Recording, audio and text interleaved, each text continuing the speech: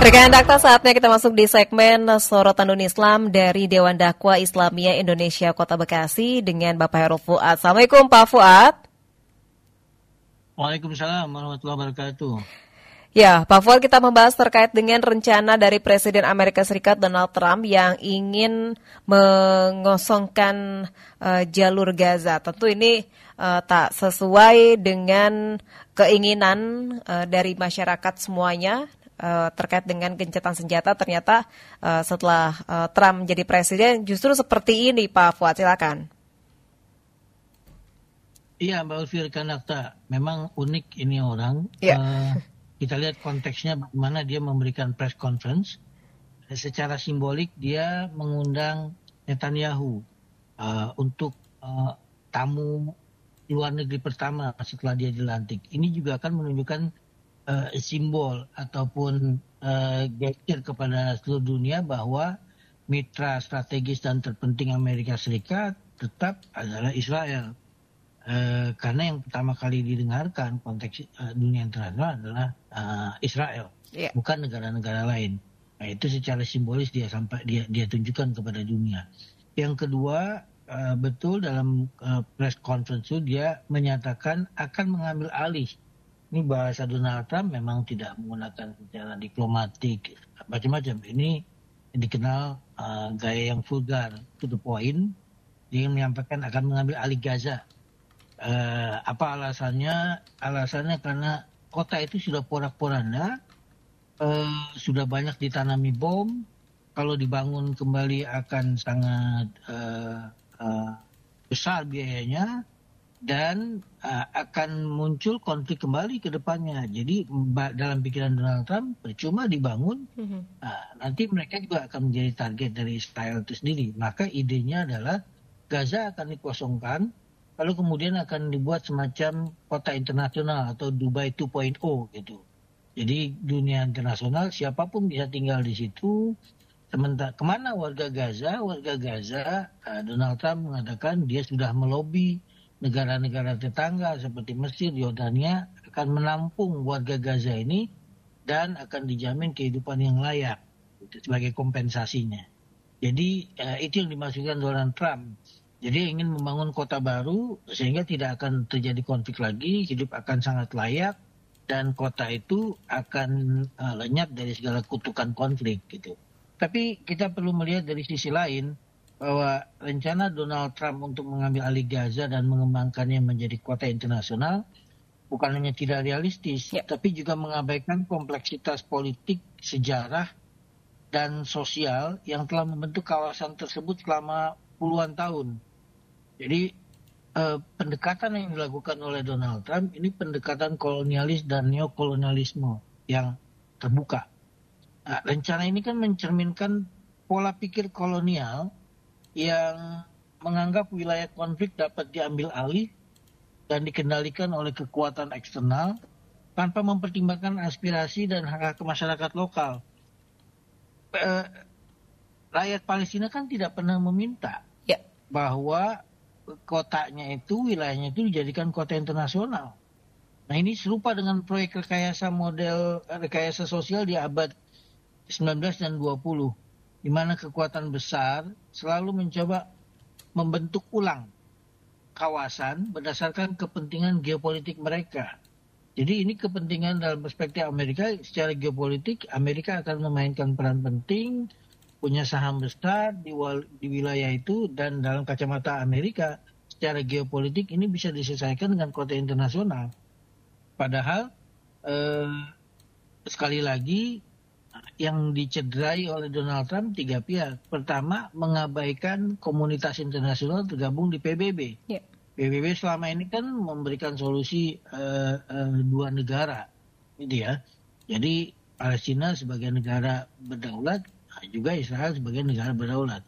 Kemudian yang kedua, mengabaikan aspirasi dan pemikiran kawasan regional Timur Tengah. Ada Mesir, ada Yordania, ada Suriah, macam-macam yang punya pandangan tersendiri terhadap kehadiran Israel. Dan yang ketiga tentu mengabaikan aspirasi masyarakat lokal Palestina. Ini tanah air. tiba-tiba dihancurkan oleh sebuah kekuatan tetangganya, lalu solusinya mereka dipindahkan ke tempat yang lain. Itu benar-benar cara pendekatan kolonial. Jadi dalam konteks Timur Tengah, rencana semacam ini justru akan memperdalam sentimen anti Barat dan memperkuat narasi bahwa Palestina terus dijajah oleh aktor eksternal. Ya. Aktornya berbeda, berpindah tangan. Kalau dulu Israel, ini akan jadi Amerika, dan jangka panjang kita bisa bayangkan akan terus bergolak Timur Tengah karena kawasan sebelahnya itu, kawasan regional itu akan terprovokasi, dan ini akan memberikan inspirasi kepada Israel, hancurkan sebuah kawasan, serang sebuah kawasan, begitu porak-poranda, nanti akan ada ide kota internasional lagi. Gitu. Ini yang pertama yang saya soroti, bahwa apa yang dilakukan Donald Trump itu khas pendekatan kolonialisme dan neokolonialis. Itu Mbak Oki. Ya, baik. Nah tentunya ini kan bahkan menawarkan negara-negara lain termasuk Indonesia untuk merelokasi warga Gaza ya Pak ya. Tentu tidak diterima serta-merta begitu saja ya Pak. Ya, ini kan Donald Trump ini kan pengusaha real estate. Dia backgroundnya real estate. Ya solusinya bagaimana memberikan rumah yang nyaman. Dia pikir soal Palestina, Gaza itu soal orang kehilangan rumah setelah dibombardir. Lalu kemudian solusinya diberikan rumah, tempat yang nyaman. Nah, dia tidak berpikir bahwa ini adalah konteksnya penjajahan. Tanah orang dirampas. Itu aspek historisnya mau dihilangkan. Orang bukan hanya sekedar tinggal di sebuah rumah, tetapi ada persoalan akar sejarah, ada persepsi tentang Israel. Bagaimana mungkin bisa dalam jangka panjang dianggap nanti akan hidup berdampingan dengan Israel kalau polanya seperti ini. Karena Israel akan mengambil pelajaran, kalau ini berhasil, Israel akan menyerang bagian wilayah Suriah, akan membombardir Jordania, apalagi Beirut. Lalu kemudian nanti akan berkolaborasi ya dibuat kota internasional kembali. Kota internasional kan memang kelihatannya indah, bagus seperti Dubai. Yeah. Tapi problemnya siapa yang mati? Itu mereka yang terjajah akan tersingkirkan, mereka yang tidak mampu mengakses, memiliki ini akan terbuang dan tidak tahu gimana nasibnya. Jadi kota Gaza secara historis akan hilang dan akan jadi kota multinasional. Gitu kira-kira gagasannya Donald Trump. Bahkan sangat confident-nya dia mengatakan harusnya saya diberikan Nobel Award atas gagasan saya ini. Itu jadi belum terbukti, dia sudah mengklaim seperti itu. Ya itu yang saya katakan tadi, dia tidak melihat kompleksitas politik, historis dan sosial masyarakat ini. Jadi yang dia lihat aspeknya bahwa rakyat Palestina hancur rumahnya, lalu kemudian ingin hidup yang layak, ya harus diberikan rumah. Saya kira tidak hanya persoalan itu, kita lihat tetangga-tetangga yang lain, dan betul akan menimbulkan destabilisasi regional. Dalam hal ini akan memperburuk hubungan AS dengan dunia Arab dan Muslim. Dia memberikan gagasan ini kan lanjutan dari gagasan dia, bisa dipindahkan mungkin ke Indonesia, mungkin tempat yang lain gitu. Pertama, negara-negara lain pun punya pandangan tersendiri, misalnya para mantan yang ditangkap oleh Israel tidak dikembalikan pada Gaza, tapi akan dikirim ke negara-negara lain. Sampai sekarang belum ada kejelasan. Belum ada negara manapun yang mau menerima tahanan warga Palestina yang tahan oleh Israel tapi tidak dikembalikan Palestina. Yang baru menyatakan bersedia baru Pakistan. Yeah. Indonesia mengatakan menutup pintu perundingan dengan Hamas karena selama ini berhubungannya dengan otoritas Palestina. Kalau otoritas Palestina itu kan berarti Fatah. Yeah. Nah, Hamas tidak dianggap bagian dari otoritas Palestina.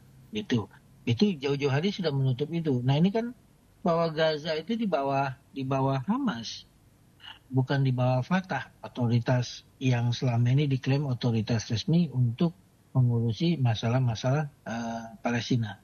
Jadi bisa dijamin ke depannya pasti akan menimbulkan gejolak. Apalagi ya Donald Trump hanya 5 tahun gitu ya.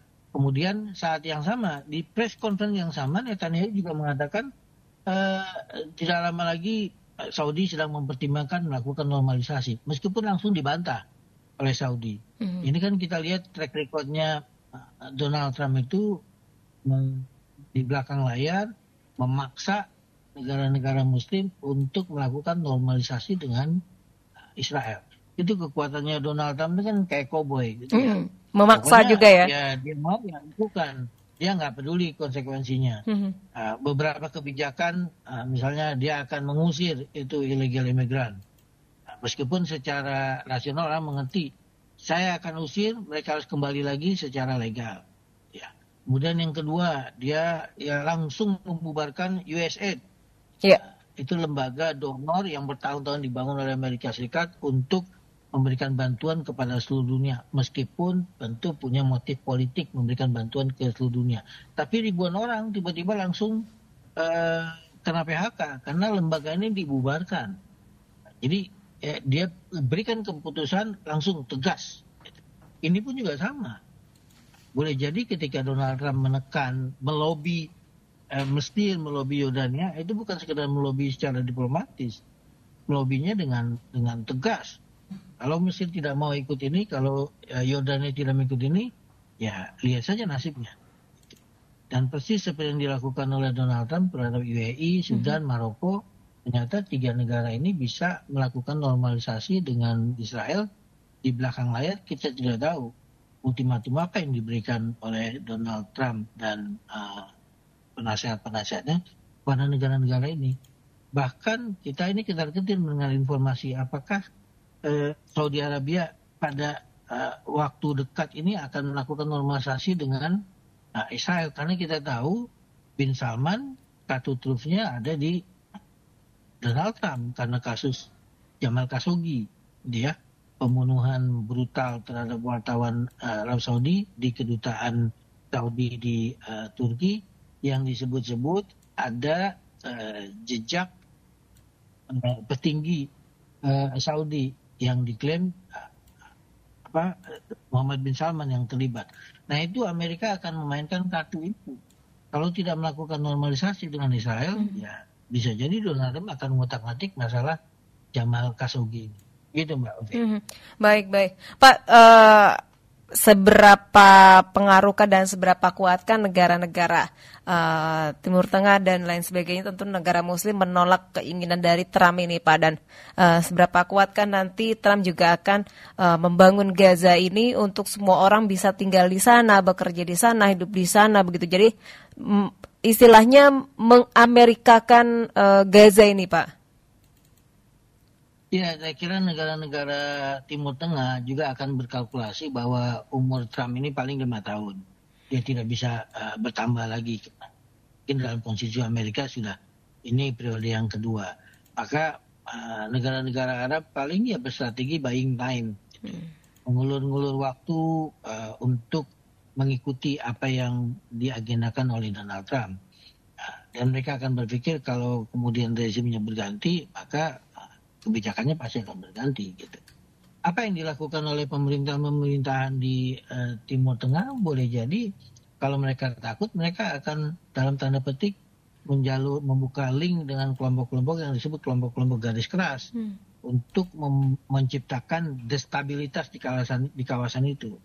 Jadi kalau Amerika tetap menekan, mereka akan menciptakan kondisi tidak stabil di kawasan itu, sehingga Amerika berpikir ulang untuk membangun kota internasional. Karena mereka yang dihancurkan sejarahnya, dihancurkan kehidupan sosialnya, lalu kemudian bahasa mereka dibuang, dipindahkan ke negara lain, sementara tanah air mereka itu dijadikan kota internasional yang wajahnya nanti mungkin kolonialisme gaya baru.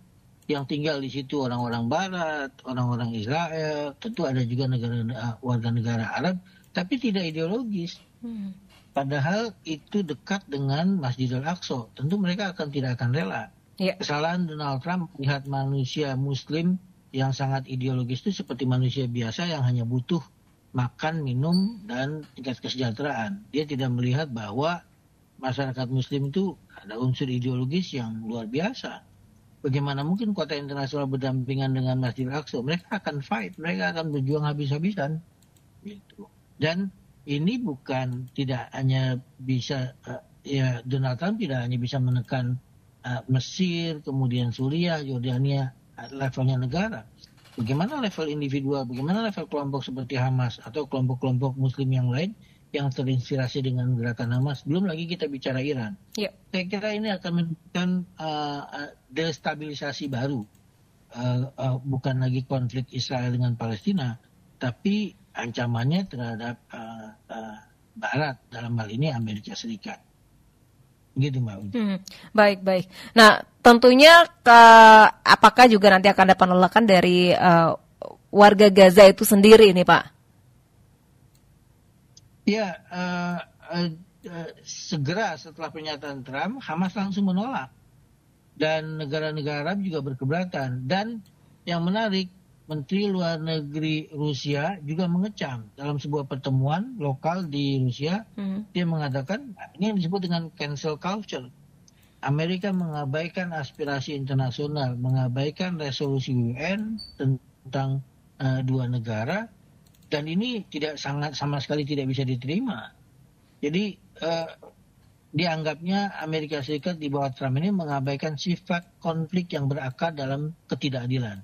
Jadi setiap solusi untuk Gaza harus berangkat dari keadilan bagi rakyat Palestina. Nah, rencana Trump ini mengabaikan fakta bahwa konflik Israel-Palestina bukan sekedar soal ekonomi atau pembangunan, tapi masalah fundamental tentang hak, kedaulatan, dan keadilan historis. Selama akar masalah ini tidak diselesaikan, proyek sebesar apapun tidak akan membawa stabilitas jangka panjang. Yeah. Karena mengabaikan aspek sosial, aspek historis, dan aspek kedaulatan itu. Jadi jangan lupa sejarahnya ini bukan tsunami, sebuah kota porak-poranda lalu kemudian warganya bisa dipindahkan ke tempat yang lain. Ini persepsi sejarah bahwa mereka sedang hidup tenang-tenang, tiba-tiba dibombardir, dihancurkan. Sakit hatinya luar biasa, lalu kemudian ada perspektif bahwa ini tanah air mereka dan berdekatan dengan Masjid Al-Aqsa yang harus mereka jaga. Itu sampai kapanpun akan menimbulkan konflik jangka panjang juga.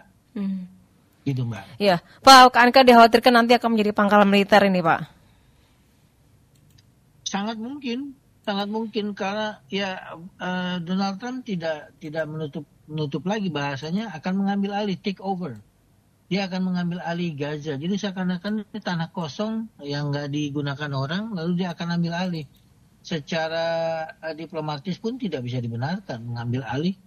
Bagaimana ceritanya? Anda bukan international body, bukan badan internasional yang punya kuasa misalnya untuk sementara mengamankan sebuah wilayah. Ini kan polisi dunia. Jadi mengambil alih, lalu kemudian memberikan solusi, terima nggak terima, ini solusi dari saya. Kira-kira begitu. Tapi apapun, saya kira masyarakat internasional, terutama Timur Tengah, memahami bahwa ini bukan khas Amerika murni, ini karena Donald Trump-nya. Jadi mereka tinggal melihat waktu saja. Ya, setelah 4 tahun pun kebijakannya akan hilang lagi. Jadi pasti seperti yang dilakukan oleh Bush. Bush itu para petinggi juga nggak ngerti apa yang harus dilakukan. Jadi baru-baru ini ada wawancara petinggi jenderal di Amerika Serikat yang mendapatkan perintah bahasa dia dari atas, dari gedung Oval, kita akan serang Irak. Lalu tanya kenapa? Jenderal yang lain mengatakan kita tidak tahu. Tapi itu terjadi. Ini pun sama. Saya kira sistem presidensial Amerika Serikat sangat kuat, punya otoritas di tangan presiden. Begitu presiden punya mau, semua harus mengikuti. Termasuk kalau ini benar-benar Donald Trump ngotot akan mengambil alih Gaza, ya kita tinggal nunggu waktu Gaza itu Amerika akan mengirimkan tentaranya untuk mengamankan dulu. Karena pembangunan tidak bisa dilakukan selama masih ada gejolak di wilayah Gaza. Dan itu tidak mungkin. Karena Hamas, kita lihat bagaimana punya kekuatan untuk melawan, berperang, gitu ya. Israel saja dia hadapi, apalagi Amerika Serikat yang wilayahnya jauh, gitu. Bukan berdekatan, sehingga punya kendala ya untuk gitu. Amerika Serikat punya kemampuan itu, lawan bisa melakukan teror terhadap warga negara Amerika Serikat di seluruh dunia. Dan itu nanti akan Trump akan mendapatkan tekanan dari warga negaranya sendiri karena warga negaranya merasa terancam di seluruh dunia karena perlakuan atau kebijakan yang dianggap tidak adil. Gitu. Baik, Pak, tentu akankah nanti istilahnya Trump melobi negara-negara yang dituju seperti Mesir, Yordania, kemudian Afrika Selatan, Indonesia agar mau menerima warga Gaza direlokasi dengan ya iming-iming atau bantuan begitu, Pak?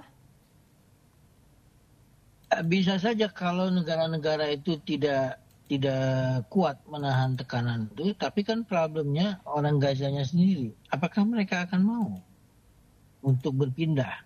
Mungkin sebagian akan mau, tapi sebagian yang lain, terutama para freedom fighter-nya, terutama mereka yang benar-benar punya ideologi kuat, tidak akan meninggalkan tempat itu. Jadi bukan hanya sekedar negara-negara yang lain yang dilobi untuk mau menerima, problemnya adalah mereka warga Gaza yang lebih dari 1 juta bahkan 2 juta akan dipindahkan. Memindahkan 2 juta orang dengan segala macam luka sejarah, luka politik, luka sosial, itu saya kira tidak akan mudah. Yang terjadi malah nanti bumerang kepada Amerika Serikat. Lihat apa yang terjadi di Afghanistan, tidak menghasilkan apa-apa setelah berjuta-juta bermiliar-miliar dolar Amerika Serikat, ya hasilnya terlepas begitu saja. Malah akan menimbulkan kebencian luar biasa terhadap Amerika Serikat di seluruh dunia. Gitu.